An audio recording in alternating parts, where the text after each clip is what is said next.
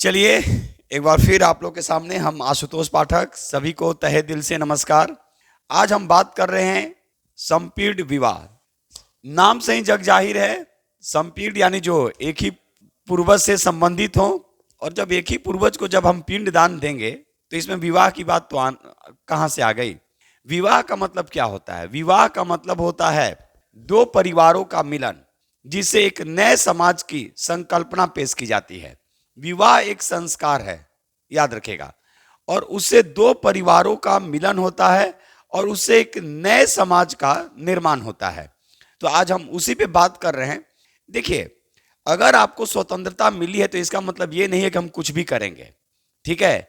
कुछ नैतिकता भी होती है, ठीक है। अगर आपकी सहमति है कि भाई हम एक ही पिंड में करेंगे, एक ही पूर्वज माता की तरफ से जो वर्जित है ना कि कम से कम 3 और पिता के कम से कम 5, लेकिन अगर फिर भी अगर उसको नहीं मानना है तो उस पर तो फिर आप कोर्ट ने भी खारिज कर दिया। अभी दिल्ली हाई कोर्ट का एक निर्णय आया।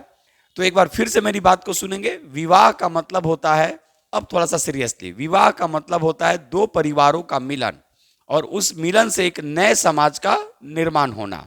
देखते ही हैं, दो परिवार मिलते हैं, फिर उनका एक नया समाज बनता है। अब आज जैसा नहीं कि आज और कल और आज कोई और परसों कोई और, ऐसी नहीं, ये अनैतिक है। नैतिकता फिर है ही नहीं, फिर वहां पे पढ़ना और न पढ़ना बेवकूफ़ी है। तो आज हम लोग उसी पे बात करेंगे, संपीड़ विवाह, सपिंड विवाह, सपिंड, याद रखिएगा, सपिंड, सपिंड, एक ही पिंड से, एक ही पिंड को, जिस एक ही पूर्वज को जब दोनों पिंडदान देते हैं, सोचने वाली बात है, उसी से संबंधित है ना। हिंदू विवाह अधिनियम 1955, हिंदू मैरिज एक्ट 1955 की धारा 3F2 के तहत दो लोगों के पूर्वज अगर एक ही थे तो उनके विवाह को सपिंड विवाह कहते हैं। संभव ही नहीं है ना भाई, सोचने वाली बात है। हम लोग देखते हैं गोत्र मिलाते हैं, नारी मिलाते हैं, हर चीज का एक अपना महत्व होता है। अगर आप, हम पहले ही बोल दिए कि अगर आप नहीं मानते हैं तो फिर उस पर बात ही करना बेकार है। लेकिन अगर आप कोर्ट में भी अगर इसके तहत जाते हैं तो कोर्ट ने भी इसको खारिज किया। अभी आप देखिए, भी दिल्ली हाई कोर्ट ने इसको पूरी तरह से खारिज कर दिया, क्योंकि आप एक ही पूर्वज को पिंडदान दे रहे हैं कुछ समुदायों को छोड़कर। हम हिंदू मैरिज एक्ट की बात कर रहे हैं, हम अन्य समुदायों की बात नहीं कर रहे हैं, उनमें वर्जित नहीं है। हाँ, अब देखिए विश्व स्तर पर भी हम लोग देखेंगे तो भाई, अगर सोचिए, अब एक एग्जाम्पल हम कहेंगे कि कहीं ना कहीं तो दूर के तो ये भाई बहन के रिश्तेदार निकले, या चाचा निकल सकते हैं, मामा निकल सकते, कुछ भी निकल, सोचने वाली बात है, सोचने वाला विषय है। और फिर आप जाके कहते हैं कि हम उसी से, अब एक प्रेम की भी हद होती है यार। ये दिखावटी प्रेम जो लोग करते हैं ना, कि आज कोई और कल कोई और, ये चलने वाला नहीं है। हमारी सिस्टम एक संस्कार पे चलती है, याद रखेगा, चाहे वो कोई भी चीज हो। यानी ये जो 4-4, 5-5 से जो आज को जो सिस्टम चल रहा है वो गृहस्थ को बर्बाद करेगा। इस चीज को याद रखिएगा। हम बार बार बोलते हैं, मेरे साथ एक प्लस पॉइंट है, हम पढ़ते भी हैं, पढ़ाते भी हैं, और ठीक है, थोड़ा बहुत अध्यात्म पे ही रुझान है, हम हैं नहीं है अध्यात्म में, लेकिन हम ये जरूर जानते हैं कि रहना कैसे है। इस चीज को याद रखेगा। ये स्टेटस मेंटेन और बेतुकी वाली बात नहीं है। और यहाँ पे तो हमको आश्चर्य लग रहा है कि आप खुद सोचिए कि ये क्या है, एक अट्रैक्शन का खेल है ना, और आप उस चीज को मानते ही नहीं है। तो मानते नहीं है तो फिर इसका बेवकूफी वाली बात है, ठीक है। ध्यान से मेरी बात को सुनेंगे। कहता है कि हिंदू विवाह अधिनियम की धारा 3F2 के तहत दो लोगों के पूर्वज अगर एक ही थे तो उनके विवाह को सपिंड विवाह कहते हैं। याद रखेगा। आसान भाषा में क्या कहिएगा? एक ही खानदान, तो एक ही खानदान में करना है तो करो। आसान भाषा में क्या है? एक ही खानदान। सोचिए, अब आप इसी से अनुमान लगा सकते हैं कि हम लोग मतलब किस स्टेटस की बात करते हैं। अब मान लीजिए कि कोई बउआ कहेगा हम करबे करेंगे, वही में जाओ करो। उसका प्रभाव क्या पड़ता है इन फ्यूचर, बाद में समझ में आता है। इस चीज को याद रखिएगा, क्योंकि हम एक भारतीय सभ्यता और संस्कृति की बात कर रहे हैं। हमारी सभ्यता और संस्कृति पश्चिमी देश अपना रहे हैं, ठीक है।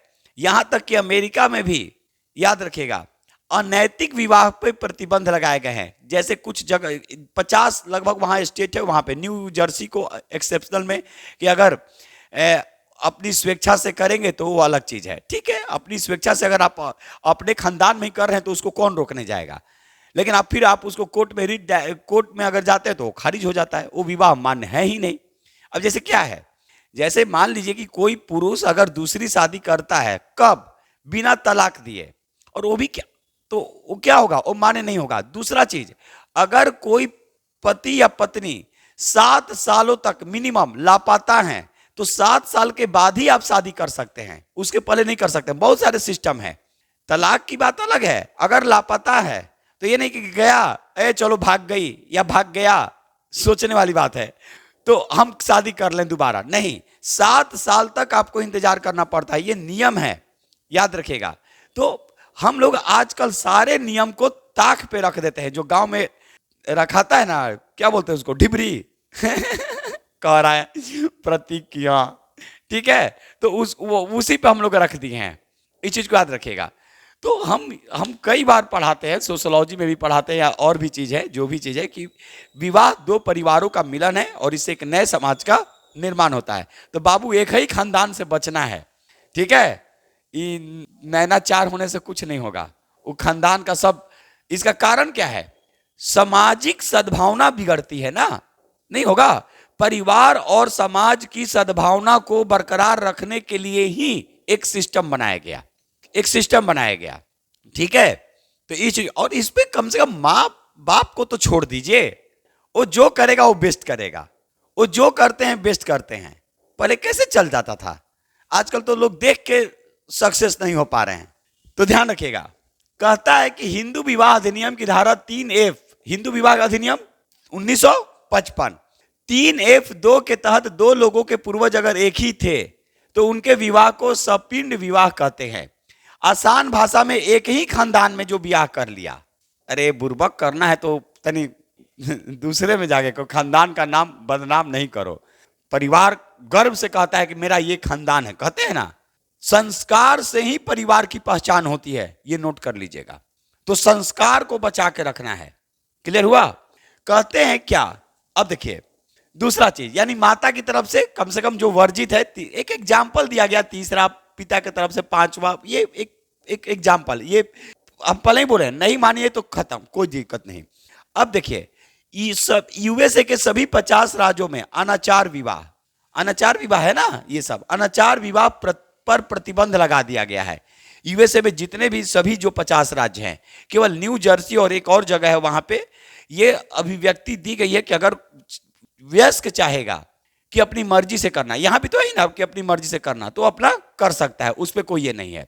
अब इसका निष्कर्ष क्या है भाई, एक लाइन में समझने वाली बात है। इसका निष्कर्ष क्या है कि पारिवारिक और सामाजिक सद्भाव बनाए रखने को प्रयास को दर्शाती है। पहले ही हम बोले हैं कि 2 परिवारों के मिलन से एक नए समाज का निर्माण होता है, आसान भाषा में।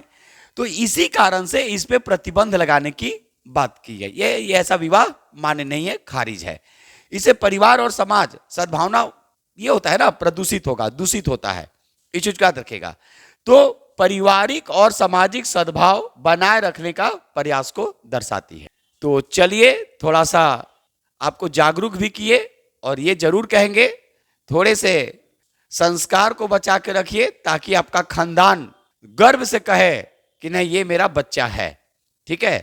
तो फिर कोई टॉपिक होंगे तो हम आपको समझाएंगे, लेकिन फिर जाते जाते बोलेंगे आसान भाषा में कि 2 लोगों के पूर्वज अगर एक ही थे, ठीक है, उनको सपिंड विवाह के रूप में देखा जाता है। इससे पारिवारिक और सामाजिक सद्भावना प्रदूषित होते हैं, तो उसको बचाए रखने के लिए कि पारिवारिक और सामाजिक सद्भावना बनाए रखने का प्रयास हो, इसीलिए इसको मान्यता नहीं दिया गया। अब आप कहिए कि सर अनुच्छेद 19 और 21 की चर्चा, तो फिर उस पर बाद में बात करेंगे, ठीक है। हम पहले ही बोले हैं कि अगर मानना है तो सब कुछ मान्य है, नहीं तो अनैतिक रूप में कुछ भी मान्य नहीं है। तो चलिए एक बार फिर बोलेंगे कि पढ़ाई रुकनी नहीं चाहिए, और कुछ आप लोग को भी वर्क करना पड़ेगा। यहाँ से एक बार फिर बोलेंगे, पेपर रोज पढ़िए, पेपर रोज पढ़ेंगे, आप अपने आप को काफी स्ट्रांग महसूस करेंगे। जय हिंद, जय भारत, भारत माता की जय।